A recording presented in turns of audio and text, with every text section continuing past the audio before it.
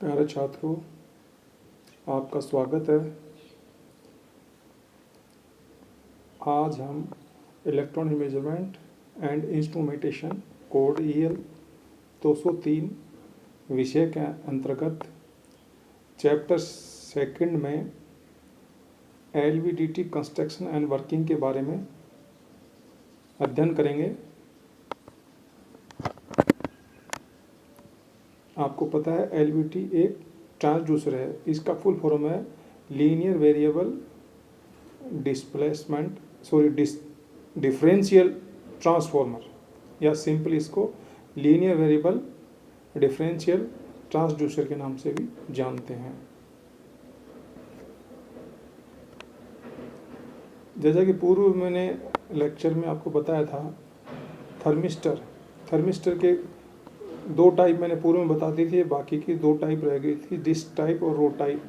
जैसे कि इस चित्र में दिखा रखा है, डिस्क टाइप जो होती है डिस्क जैसी शेप में होती है और हाई प्रेशर पर सिलेंड्रिकल फॉर्म में इसकी मोटाई 2.5 से 25 mm व्यास की रिंग के रूप में बनाते हैं, जैसा चित्र में दर्शा रखा है। ऊपर जो चित्र दे रखे हैं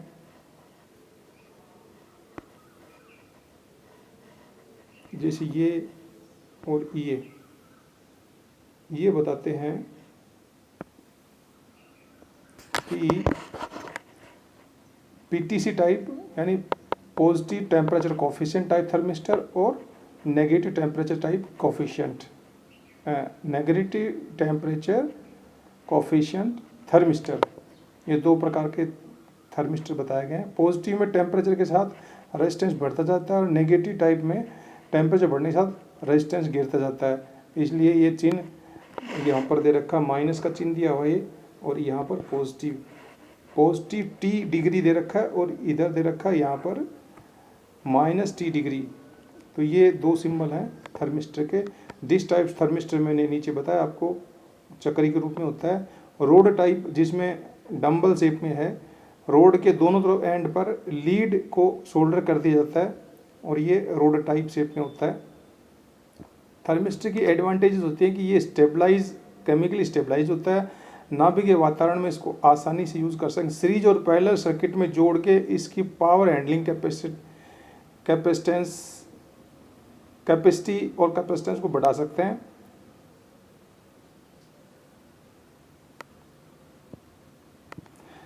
इनका यूज उन स्थानों में कर सकते हैं जहां अन्य ट्रांसड्यूसर काम नहीं करते। ये था थर्मिस्टर के बारे में। इसके आगे इसके एप्लीकेशन दे रहे थर्मिस्टर को ताप नियंत्रण, ताप मापन व उसके ताप कंपनसेशन के लिए प्रयोग कर सकते हैं। लिक्विड की फ्लो रेट भी थर्मिस्टर द्वारा माप सकते हैं। गैस के कंपोजिशन को भी थर्मिस्टर द्वारा मापा जाता है।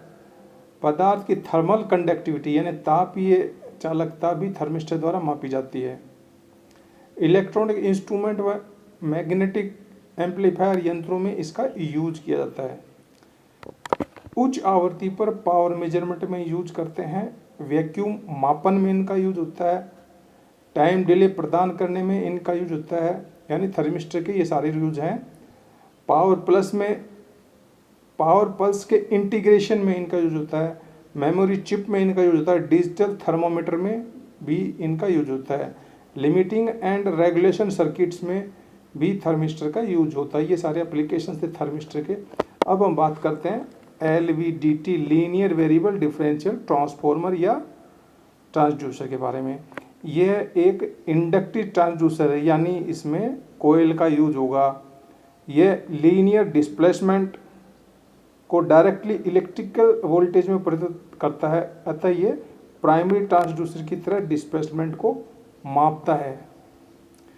इसमें AC पावर सप्लाई को कनेक्ट किया जाता है, अतः ये पासिव ट्रांसड्यूसर है, क्योंकि पासिव ट्रांसड्यूसर में बाहर से सप्लाई की आवश्यकता होती है। एक्टिव ट्रांसड्यूसर में बाहर से सप्लाई की आवश्यकता नहीं होती है। तो LVDT पासिव ट्रांसड्यूसर है और प्राइमरी ट्रांसड्यूसर भी है। इसकी आउटपुट कंटिन्यूस फॉर्म में प्राप्त होती है, इसलिए ये एनालॉग टाइप ट्रांसड्यूसर है। प्राइमरी पासिव एनालॉग ट्रांसड्यूसर के रूप में ये काम करता है LVDT। इस LVDT की कंस्ट्रक्शन इसमें चित्र में दर्शा रखा है। एक सिलेंड्रिकल शेप फॉर्मर पर दो तरफ सेकेंडरी वाइंडिंग और मध्य में प्राइमरी वाइंडिंग लपेटी जाती है। इन जो सेकेंडरी वाइंडिंग है S1 S2 उनका पदार्थ सेम रहता है, उनका जो डायमीटर है व्यास है तार का वो भी समान रहता है और फेरों की संख्या यानी टर्न्स की संख्या भी समान बनी रहती है दोनों सेकेंडरीज में। मध्य में एक सॉफ्ट आयरन कोर को आर्म के रूप में प्रयोग करते हैं। इस आयरन को आगे पीछे चलाकर वेरिएबल डिस्प्लेसमेंट के अनुसार आउटपुट वोल्टेज वेरिएबल के रूप में प्राप्त करते हैं। प्राइमरी वाइंडिंग पर 50 हर्ट्ज से 20 किलोहर्ट्ज तक की आवृत्ति का सिग्नल अप्लाई किया जा सकता है, यानी audio frequency signal primary winding में देते हैं। इसमें एक सॉफ्ट आयरन कोर आर्म के रूप में कनेक्टेड होती है जो फॉर्मर के मध्य में यानी वाइंडिंग्स के मध्य में रखी होती है, बीच के अंदर, जो है पिछले चित्र में दे रखा था। उसी का लीनियर डिस्प्लेसमेंट यानी उसको आगे या पीछे खिसकाया जाता है जिससे उसका डिस्प्लेसमेंट होता है, विस्थापन होता है और उसके अकॉर्डिंग आउटपुट वोल्टेज सेकेंडरी के वायर्स पर प्राप्त होती है। वर्किंग LVDT की वर्किंग, पहला केस है, इसमें 3 केस हैं। केस फर्स्ट पे बात करते हैं। डिस्प्लेसमेंट अप्लाई बराबर 0 यानी विस्थापन आर्म कोर का कुछ भी नहीं हो तो कोर पोजीशन मध्य में होती है।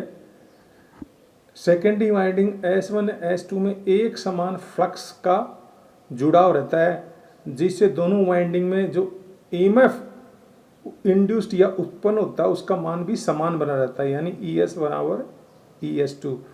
सेकेंडरी वाइंडिंग प्रथम की voltage ES1, secondary winding second की वोल्टेज ES2 दोनों इक्वल है, इसलिए आउटपुट वोल्टेज जो आएगा E0 बराबर ES1 माइनस ES2 बराबर 0 होगा, क्योंकि दोनों सेकेंडरीज की जो आउटपुट वोल्टेज है वो समान है। दोनों सेकेंडरी S1 S2 वाइंडिंग को इस प्रकार कनेक्ट किया जाता है कि आउटपुट वोल्टेज हमेशा 0 रहे। इस प्रकार का कनेक्शन डिफरेंशियल कनेक्शन कहलाता है। सॉफ्ट आयरन कोर की ये मध्य स्थिति नल पोजीशन कहलाती है, जैसा कि चित्र में दिखा रखा है। यानी सॉफ्ट आयरन कोर की जो है वो आर्म को इस तरह एडजस्ट कर रखा है कि वो बीच में रखी हुई है, सेकेंडरी और प्राइमरी के बीच में, ठीक चित्र में दे रखा है ऐसा, और आउटपुट हमें 0 प्राप्त होती है सेकेंडरी के सिरों पर। केस सेकेंड, अब if arm displacement in right side, अगर हम इसको दाईं तरफ आर्म का धक्का मारते हैं, डिस्प्लेस करते हैं या विस्थापित करते हैं तो कोर भी आगे खिसक जाती है। इससे सेकेंडरी वाइंडिंग S2 पे जो EMF वोल्टेज होती है, इंड्यूस्ड वोल्टेज होती है, वो ज़्यादा होती है S1 सेकेंडरी वाइंडिंग की तुलना में। इसलिए फ्लक्स लिंकेज भी ज़्यादा होता है S2 पे और S1 में कम होता है, ऐसे S2 पे वोल्टेज भी ज़्यादा बनेगी। और इसको हम इस तरह दिखा सकते हैं, ES2 ग्रेटर देन ES1। यहाँ पर डिस्प्लेसमेंट है वो इस साइड में किया गया है, इस दिशा में, इसलिए ये ज़्यादा संपर्क में आ रही है यहाँ सेकेंडरी के। ये कोर यहाँ पर बीच में, ये बीच में रखी है कोर, और ये है सेकेंडरी वाइंडिंग S2। इससे ज़्यादा संपर्क में होने से वोल्टेज भी ज़्यादा उत्पन्न हो रही है, इसलिए ES2 वोल्टेज ज़्यादा है ES2 की तुलना में। इसलिए जो आउटपुट आएगी E0 वो है ES1 माइनस ES2 नेगेटिव मान की, क्योंकि ES का मान कम है, ES2 का मान बढ़ा रहा है, ES2 खुद नेगेटिव है इसलिए नेगेटिव आएगी। इसका मतलब राइट डिस्प्लेसमेंट इस दिशा में करते हैं तो नेगेटिव आउटपुट वोल्टेज प्राप्त होती है, नेगेटिव मान की, ऋणात्मक मान की। केस थर्ड में जाते हैं, आर्म को अगर लेफ्ट साइड में यानी इधर खिसकाते हैं, जैसा कि ये इधर धकेल रहे हैं, तो S1 वाइंडिंग से ज़्यादा संपर्क होता है फ्लक्स का, जिससे S1 पे वोल्टेज ज़्यादा उत्पन्न होती है S2 की तुलना में। तो S1 पे वोल्टेज ज़्यादा है यहाँ ES1 ग्रेटर देन ES2 है, इसलिए E0 बराबर ES1 माइनस ES2 बराबर पॉजिटिव मान की आउटपुट हमें प्राप्त होगी। इसलिए फेज डिफरेंस यहाँ पर 0 डिग्री होगा, और जबकि पिछले वाले केस में नेगेटिव मैग्नीट्यूड प्राप्त होता है आउटपुट का, इसलिए फेज डिफरेंस 180 डिग्री का आउट ऑफ फेस होगी दोनों। यानी इस पर वोल्टेज और इस सेकेंडरी पर जो वोल्टेज उत्पन्न हुई वो दोनों में डिफरेंस 180 डिग्री का है, और यहाँ पर डिफरेंस फेज डिफरेंस 0 डिग्री है थर्ड वाले केस में। अगर ग्राफ खींचें इन डिस्प्लेसमेंट का, राइट साइड ये ग्राफ है, इधर राइट साइड में ये और लेफ्ट साइड में ये, तो ग्राफ ये इस तरह प्राप्त हो रहा है राइट साइड में, और लेफ्ट साइड में ग्राफ इस तरह प्राप्त हो, पर ये आइडियल कंडीशन है। आइडियल कंडीशन उसे कहते हैं जब लॉसेस 0 हो, यानी कोई लॉस नहीं हो। जब 0 लॉस होता है तो वो आइडियल कंडीशन होती है, पर लॉस होता है हमेशा। इसलिए प्रैक्टिकल फॉर्म में हमेशा ग्राफ इस तरह का आएगा, नीचे जो दे रखा है घूमता हुआ। तो प्रैक्टिकल आइडियल केस तो ये दिखा रखा, ऊपर स्ट्रेट लाइनें आती है दोनों तरफ, परंतु प्रैक्टिकल में ये स्ट्रेट लाइन नहीं होती, ये एक रेजिडुअल वोल्टेज होती है हमेशा। ये दिखा रखी बीच में, ये इतनी वोल्टेज होती है जिसके कारण हमेशा ग्राफ यहाँ से चालू होता है, और वो भी कर्व शेप में घुमावदार। तो ये हम इसको इतना हिस्सा ही स्ट्रेट मान सकते हैं, लीनियर मान सकते हैं, आगे फिर आप लीनियर नहीं मानते इसको। तो ये इतना हिस्सा इसका लीनियर है और बाकी नॉन लीनियर टाइप है। इसलिए अगर इसकी बात करें तो प्रैक्टिकली ये नॉन लीनियर शेप में इसका कर्व प्राप्त होता है प्रैक्टिकली। इसकी जो एडवांटेज है, लाभ है, जो E0 आउटपुट वोल्टेज है जो कि इस दिशा में प्राप्त होती है E0, और डिस्प्लेसमेंट यानी जो विस्थापन है वो इस दिशा में है, ये दे रखा E0 आउटपुट वोल्टेज, और यहाँ विस्थापन एक तो इधर राइट में और लेफ्ट में इधर है, आर्म का डिस्प्लेसमेंट सेम, ये आर्म का लेफ्ट में इधर और राइट में इधर विस्थापन है। अब E0 जो आउटपुट वोल्टेज मिलती है वो 5 mm डिस्प्लेसमेंट में लीनियरली टाइप होती है। 5 mm तक जो विस्थापन होगा वहाँ तक ये लीनियर टाइप कर्व दर्शाती है, उसके बाद में नहीं होता, नॉन लीनियर दर्शाती है।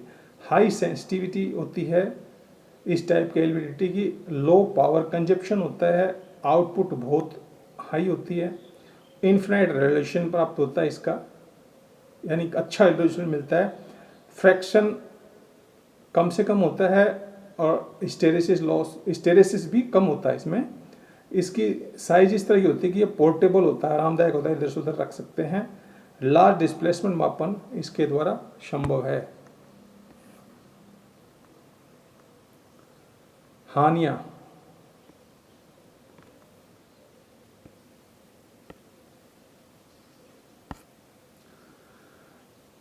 एलवीडीटी की जो हानियां है वो इस प्रकार है। एलवीडी ट्रांसड्यूसर की परफॉर्मेंस पर एक्सट्रीम मैग्नेटिक फील्ड और टेम्परेचर का प्रभाव पड़ता है, यानी जो मैग्नेटिक किरणें, चुंबकीय जो किरणें निकलती है वो फैलती हैं, उसके प्रभाव इसकी परफॉर्मेंस कार्य पद्धति पे पड़ता है, और टेम्परेचर का प्रभाव भी इसके कार्य संचालन पे पड़ता है।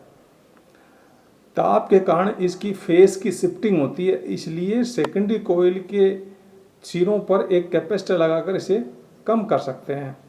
इसलिए यानी कैपेसिटर की आवश्यकता पड़ती है फेस शिफ्टिंग को कंट्रोल करने के लिए। जो इसकी हानियां हैं एलवीडीटी की, इसके एप्लीकेशंस यानी इसके यूज कहाँ कर सकते हैं। एलवीडीटी को प्राइमरी ट्रांसड्यूसर की तरह यूज कर लीनियर डिस्प्लेसमेंट मापा जाता है। प्राइमरी का आपको पता है, जो फर्स्ट पे लगाया जाए और उसको सिग्नल प्राप्त हो और उसको वो एक एनर्जी दूसरी एनर्जी के फॉर्म में कन्वर्ट करके आउटपुट पे इलेक्ट्रिकल सिग्नल प्राप्त कर ले और मापन कर ले, ये है प्राइमरी ट्रांसड्यूसर।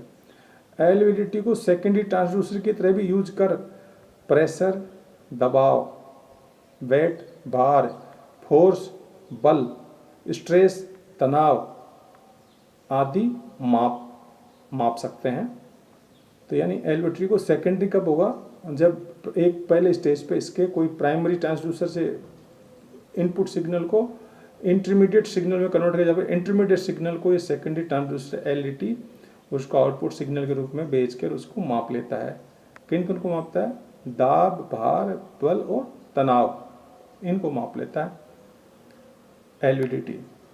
और ये इनके यूजेस थे और एप्लीकेशंस थे। इस प्रकार हमने विभिन्न प्रकार के ट्रांसड्यूसर के बारे में अध्ययन किया और इनके काम के बारे में जाना, इनके यूज के बारे में जाना, और इसके जो असाइनमेंट वगैरह है मैं आके आपको उपलब्ध करा दूंगा। तब तक के लिए थैंक यू।